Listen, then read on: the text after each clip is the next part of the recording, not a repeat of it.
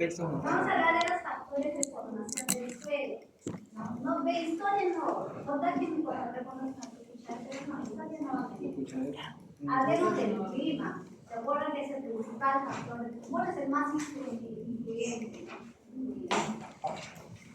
El clima actúa a través de qué? De dos factores. ¿Cuáles son? Temperatura. Hablamos del clima. Tiene que hablar de cada uno de la precipitación, cómo influye la precipitación, porque es importante y la temperatura también. Y su latitud, cómo funciona un ambiente donde hay alta temperatura pero baja precipitación. ¿Qué hay más? ¿Procesos físicos o químicos? Físicos, ¿no? Muy bien. Y si hay más precipitación y poca temperatura, ¿qué hay? Acumulación, ¿se acuerdan? De materia orgánica. Entonces tienen que ver ahí. Si hay ambos, ¿cómo se formaría? Puede ser que les diga casos. Entonces, estudian la combinación o isoladamente de ambos. Básicamente es esto con... Sí,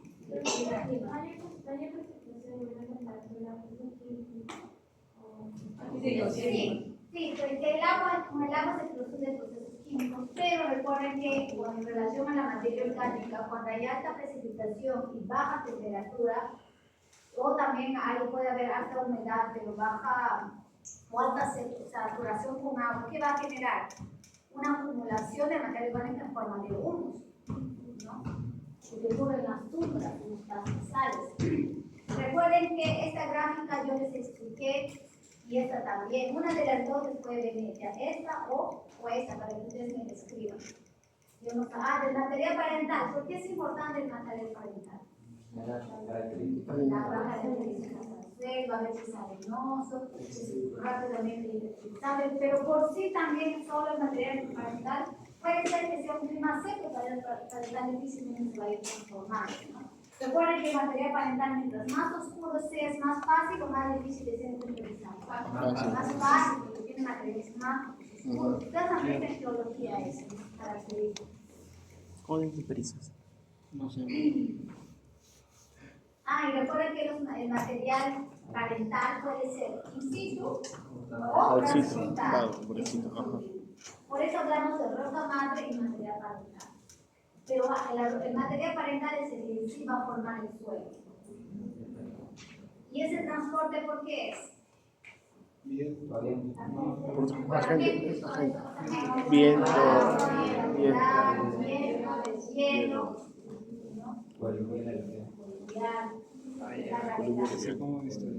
Y el relieve, ¿cómo influirá? Depende de la posición. Ese fue el que no vino. No va a ser un mismo suelo que se pone en la parte plana, que mayormente va a recibir materiales de la parte más elevada. Ahora ya entiendo las letritas. En la parte de la imposta, donde el horizonte será un poco más, no sería tan horizontal, pero es más raso, poco profundo y difícilmente se forma un suelo por lo mismo efecto de la gravedad, ¿no? Y en la parte elevada, ¿no? Donde aquí sí el material va a ser in situ, porque ¿quién lo va a transportar hacia arriba?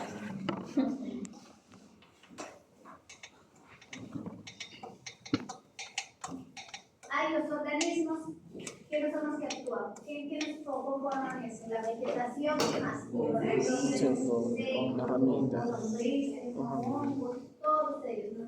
¿De qué forma? Tanto física como químicamente actúan. Biológica, ¿no? ¿Y eso, chicos? Así es fácil. Vamos a ver. Procesos de formación. ¿Cuántos pipitos? Son 3. Profesor, usted subió todos sus factores de formación del suelo. El segundo es el que está completo. El segundo está completo. De la encuesta. Allá. No sé. Lo voy a sacar el otro. Sí, confunde. Vemos en los procesos de formación del suelo, vemos ahí primero los procesos que ocurren, ¿no? El interperismo. Hay dos tipos de interperismo ahí. Físico y químico. El físico químico. Sí, pero es como que es más, porque incluye el químico. Rocas, ¿a través de qué? Generalmente, ¿quiénes causan el interperismo físico? El agua. El agua, ¿qué más? El hielo, las sales cuando se cristalizan, el hielo cuando aumenta su volumen, Ahí está. el sol cuando Temperatura, dilata, ajá. ¿no? La temperatura. Dilatación. Básicamente de eso trata el mecanismo físico, es bastante simple. Temperatura, creo que lo tengo. Líquido, cristales. Ese con sales. Y el interferismo químico, recuerden que hay la Oxidación, oxidación, reducción. reducción, ¿cuál es más? La oxidación, reducción, recuerden que es gana o Sí, pérdida. electrones. Se oxida o se reduce. Después viene la Hidrólisis. hidrólisis, que es muy importante, y la disolución. Viene el biológico, ¿no? Que hemos visto, Es en el químico biológico identificado. puede haber físico-químico, pero el más intenso es el químico. El físico, que es como por ejemplo unas raíces que entra, penetra y las raíces crecen, empiezan a expandirse las raíces y se va agrandando, ¿no? Ahí. Y ahora sí hablamos de los procesos edafogéneticos, de la formación de los celos. Génesis es formación y edafo suelo. Entonces vemos aquí, se da a través de tres procesos importantes, que son los cuatro procesos. Adición, rotación y pérdida. pérdida. Eso incluye todo lo que hemos visto. Sustracción. Extracción, transformación, acumulación, que es adición, la erosión, que es pérdida. Y recuerden que la erosión, ¿dónde se da? ¿Superficialmente o subsuperficial? Superficial. Es la erosión. Superficial. Solamente superficial. Ajá, arriba. Solamente superficial. La lixiviación, que ya es pérdida, ¿no? La eluviación, acuérdense que esa eluviación es lixiviación. La eluviación puede ser pérdida, pero más intensa. O sea, cuando hablamos de un horizonte para otro, sería translocación, ¿no? Vertical. Ajá. Pero la translocación puede ser de los lados hacia arriba Sí. también, justamente como les mencioné. Si agregamos agua, el agua se evapora, el agua al salir va a ir junto con las sales. Llega a la superficie, el agua se evapora y las sales se quedan. ¿Cuál sería la diferencia entre eluviación y iluminación? La iluminación es el que pierde el material y se queda Iluminación blanquecino. es el que recibe el material por la iluminación. La iluminación es el proceso que gana y forma un horizonte B, un horizonte de acumulación. Todo lo que se ha perdido aquí se acumula acá. Iluminación. Eluviación de pérdida, iluminación de acumulación. De desprendimiento. De ganancia. Toda esta cama. Sí, Me puede ser mantengo. otra situación, pero después se va a perder. Cuando ya sale del sistema del equilibrio, es una pérdida, una lixiviación. Profesora, ¿cuál es la diferencia de transformación y translocación? De translocación es el movimiento de un horizonte para otro, acumulación de carbonatos, por ejemplo, en una fase de arcilla, viene de un horizonte superior a un inferior. O después el inverso también, ¿no? Las sales que van subiendo hacia la superficie. Transformación interviene cuando un elemento se libera del mineral, se encuentra con otro y precipita. ¿Se acuerdan que vimos al ion bicarbonato? Se encuentra con el calcio, ¿qué forma? Carbonato de calcio y se acumula. Y el carbonato de calcio se ha transformado, y ese calcio, ese bicarbonato se ha transformado en otro compuesto, ¿no? Y ese ion, el CO2, ¿no? Cuando reacciona con agua, no forma ion bicarbonato, y el ion bicarbonato al final se encuentra con un calcio que vino de otro material, se unieron y se precipitaron, se transformó. Otra forma, cuando generan gases, ¿se acuerdan que hemos dicho que entre el suelo y la atmósfera hay una transformación? ¿Sí o no? Cuando el CO2, ¿qué genera? Cuando la materia orgánica se descompone, ¿qué genera? CO2 y libera nutrientes. Ese CO2 con el tiempo se va a ir a la atmósfera de oxígeno. La materia orgánica cuando entra al suelo, ¿qué sucede? Pasa de materia orgánica primero de hojarasca, después a humus y después se mineraliza. Este proceso es transformación. Se ha transformado la materia orgánica de orgánica para inorgánica. Esos son los procesos que ocurren. La arcilla, tengo una biotita, que es una arcilla, un mineral primario. Con el tiempo ocurren todos los factores que actúan ahí, se va a transformar a una esmeltita, a una vermiculita, que es una arcilla de 2 para 1. Y así, conforme se va disminuyendo el tamaño de las arcillas, se transforma en otro mineral, en otro tipo de arcilla, se está transformando. Cada vez más finos se está volviendo. ¿Se entiende, no? Pero la ganancia, o sea, que se acumula aquí. El proceso de transporte se llama iluminación y genera un horizonte de iluminación, es decir, que se ha acumulado todo lo que se ha producido en el horizonte de acceso, ¿no?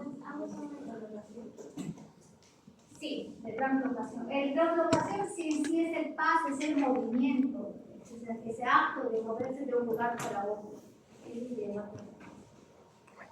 Pero ahora sí, el proceso de realización, la mineralización es importante, la rubefacción es importante, la salinización también, la gipsificación y la plancha, Fijo. la carbonatación, Fijo. la fosforización. Aquí otra vez repitió eliminación y iluminación. Sí, que le he puesto porque la iluminación viene como pérdida y al final es como un proceso, pero no es mejor que vaya a entrenar y solo una más parte, pero al final es lo mismo. La fosforización, sí, la realización también, y eso chicos.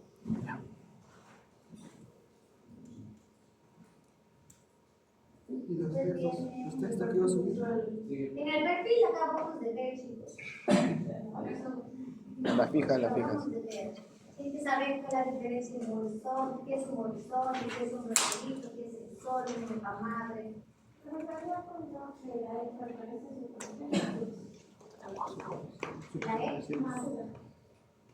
Y la B y la C son superficiales. ¿Qué? La B y la C son superficiales. Tenemos que ver aquí los horizontes, Ahí está. ¿no? Tienen que aprenderse qué es un horizonte A, con las características principales de todos los horizontes. No son muchos, son O, A, E, B, C. Son 5. De ya para allá. O sea, no Profesora, ¿la capa E es superficial? La E. el horizonte O, bueno, sabemos que es un horizonte O, ya está la característica de cada uno.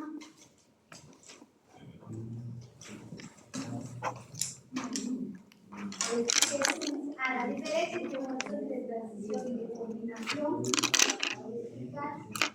Y aquí lo que ya les dije, ¿no? ¿Cuáles son los subíndices más importantes? Y eso, chicos,